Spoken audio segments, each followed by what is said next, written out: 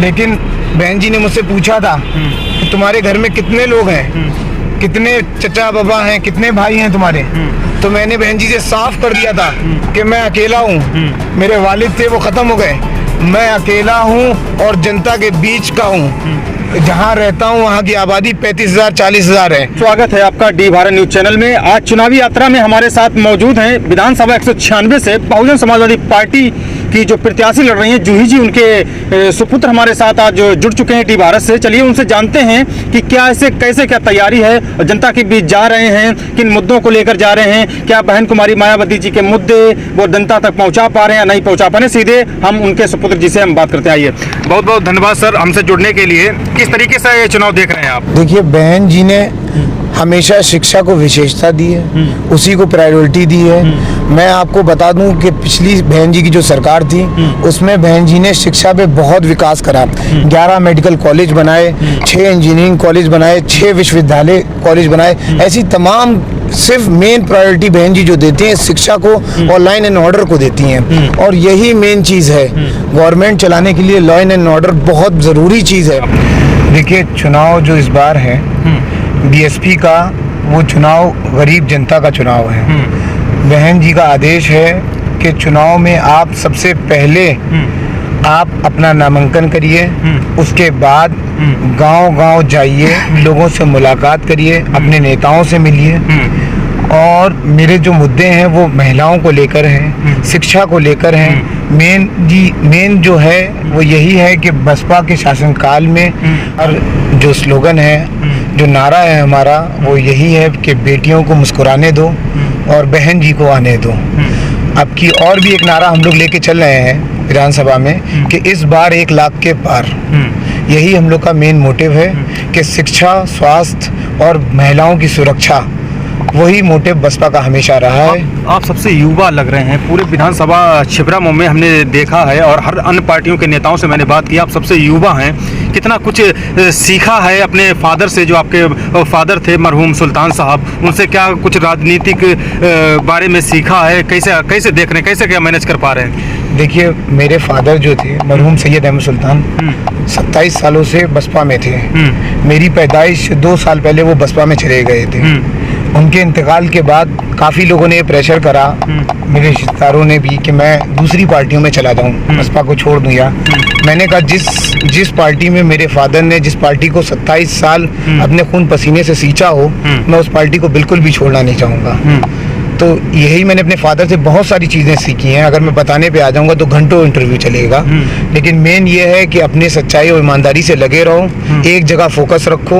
हमने देखा है जिस तरीके से, हमें भी थोड़ा थोड़ा याद है, जिस तरीके से आपके वालिद साहब ने चेयरमैन जो समदन के बने थे, उस समय आपने मेहनत की थी। आप उस समय स्टार प्रचारक के रूप में आपने पूरा चुनाव बदल दिया था। क्या इस बार कुछ ऐसा होगा विधानसभा छिबरामऊ में, क्योंकि आपके वालिद साहब भी नहीं है इस दुनिया में, उनके सपना भी था कि हम यहाँ से चुनाव लड़ें और जीते हैं। क्या कैसे मैनेज कर रहे हैं उस चीज़ को? मिस कर रहे हैं फादर को? देखिए, सच बता रहा हूँ कि मेरा बिल्कुल भी दिल नहीं था बसपा से चुनाव लड़ने का। बसपा से क्या चुनाव लड़ने का दिल नहीं था, और चुनाव लड़ता तो फिर बसपा ही से लड़ता, क्योंकि बसपा में हमेशा रहना है मुझे। फादर काफ़ी टाइम से टिकट मांग रहे थे। उस टाइम अगर टिकट मिलता तो अलग ही खुशी होती है। इस टाइम तो बस बहन जी के आदेश का पालन कर रहा हूँ और फील्ड में उतर गया हूँ कि बहन जी का आदेश है, चुनाव लड़ना है। बस यही। फादर को तो बहुत मिस कर रहा हूँ, याद भी नहीं करता कि लोगों ने मना करा, याद करोगे तो डिस्टर्ब हो जाओगे बिल्कुल दिमाग से। तो बस यही है। जिस तरीके से अभी समाजवादी पार्टी में लगभग 8 दिन से दोनों टिकट वितरण को लेकर काफ़ी गहमा गहमी चल रही है, जिससे मुस्लिम वोट कहीं बट ना जाए, उस कैसे हैंडल कर पाएंगे उस चीज़ को? उसका फ़ायदा आपको मिलेगा? फ़ायदा तो बिल्कुल मिलेगा। समाजवादी में ये जाहिर हो चुका है कि वो समाजवादी मुसलमानों में लीडर नहीं देखना चाहती। और अभी हमारे यहाँ के बहुत महान हस्ती थे, मेरे बड़े हैं, वो मेरे मार्गदर्शक हैं, उनको टिकट नहीं दिया उन्होंने। इससे साफ हो गया कि समाजवादी लीडर नहीं देखना चाहती। समाजवादी सिर्फ उन्हीं लोगों को टिकट देगी जो लीडर नहीं बन सकते।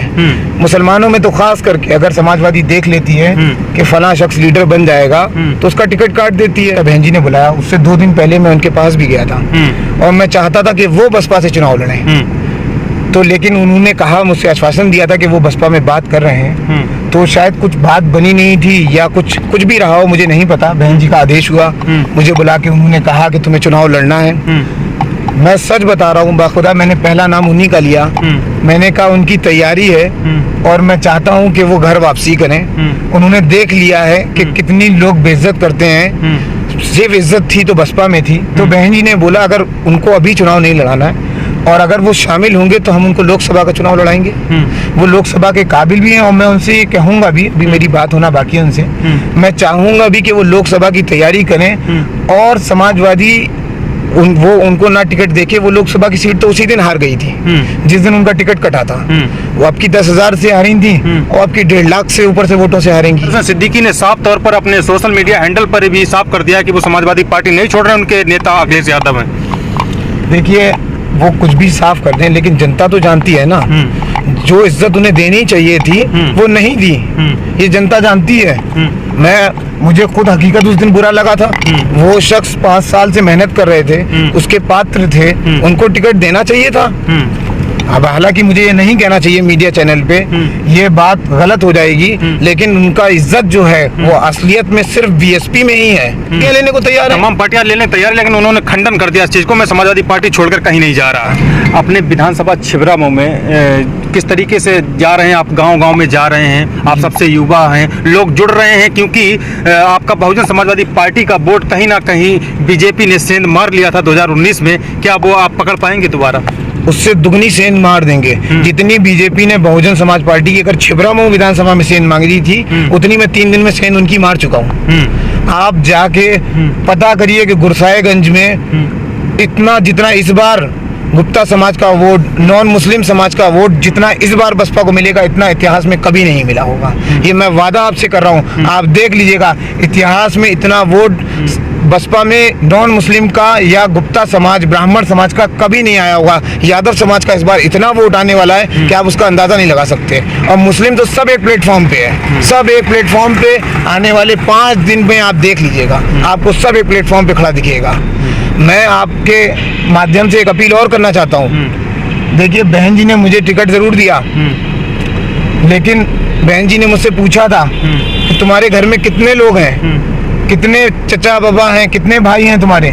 तो मैंने बहन जी से साफ कर दिया था कि मैं अकेला हूँ। मेरे वालिद थे वो खत्म हो गए, मैं अकेला हूँ और जनता के बीच का हूँ। जहाँ रहता हूँ वहाँ की आबादी 35,000 40,000 है और वादा करके आया हूँ कि वो वोट भी एक प्लेटफॉर्म पे होगा और गांव-गांव, डोर टू डोर बहुत मजबूती से वोट मांगूंगा, बहुत मजबूती से चुनाव लड़ूंगा। ये वादा करके आऊँ और इंशाल्लाह दिखा दूंगा। वो लीडर मेरे साथ होंगे आने वाले 5-10 दिन में, जिनसे आप उम्मीद भी नहीं लगा सकते थे। कोई स्टार प्रचारक आने वाला है आपकी विधानसभा छिबरामऊ में? मायावती जी की ओर से, मायावती की ओर से अगर परमिशन उनको मिली तो उन्होंने भी वादा करा है कि वो खुद भी आएंगी। खुद आएंगी, हाँ। और सतीश मिश्रा जी भी आएंगे और नरेंद्र कुशवाहा जी परमानेंट यहीं रहेंगे, नौशाद अली जी परमानेंट यहीं रहेंगे, स्टार प्रचारक भी हैं वो। और मैं उनका बहुत शुक्रिया अदा करना चाहता हूँ कि उन्होंने ही घर आके मुझे राजी करा था। बहन जी का आदेश उनको मिला था कि मुझे राजी करें, तो वो ही घर आए थे। मैं उनका इस माध्यम से शुक्रिया भी अदा करना चाहता हूं। अन्य पार्टियां और जनता ये बात नहीं जानती कि लखनऊ को इतना खूबसूरत किसने बनाया, नोएडा को इतना खूबसूरत किसने बनाया। और आप जो समझते हैं कि एक्सप्रेसवे अखिलेश यादव जी ने दिया, ऐसा नहीं है। ये बहन जी का प्रोजेक्ट था।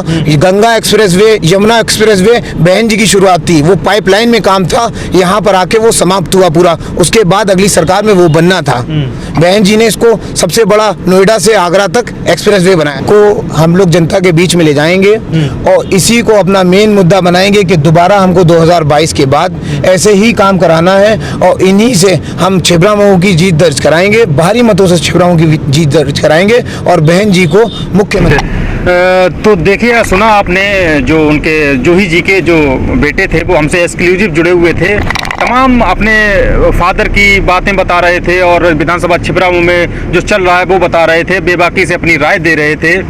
अब देखने वाली बात ये होगी कि 196 विधानसभा में आपको बड़ा दिलचस्प इस बार खेल देखने को मिलेगा, क्योंकि लड़ाई त्रिकोणीय बनती नजर आ रही है। समाजवादी पार्टी हो, भाजपा हो, अब बहुजन समाजवादी पार्टी हो, तीनों में कौन बाजी मारेगा ये तो आने वाला वक्त बताएगा। तो चलिए अगले नेता के पास चलते हैं नई विधानसभा में। तब तक अपने बने रहिएगा हमारे साथ और देखते रहिए डी भारत। नमस्कार।